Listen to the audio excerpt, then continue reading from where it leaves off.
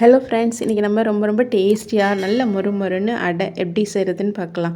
1/2 cup அளவுக்கு இட்லி அரிசி எடுத்திருக்கேன். அதை நல்லா வாஷ் பண்ணிவிட்டு 4 மணி நேரம் ஊற வச்சுக்கலாம். அரிசி தனியாக, பருப்பு தனியாக ஊற வச்சுக்கோங்க.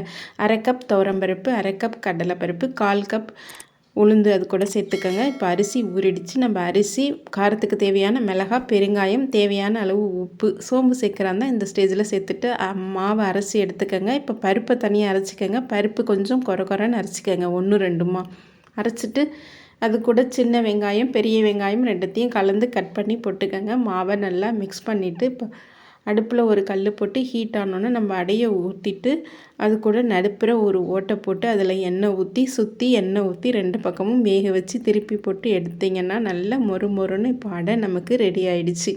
இது மாதிரி தனித்தனியாக ஊற வச்சு அரைச்சி செய்யும்போது ரொம்ப டேஸ்டியாக இருக்கும் இந்த அடை. நீங்களும் இந்த அடை ரெசிப்பியை ட்ரை பண்ணி பாருங்கள்.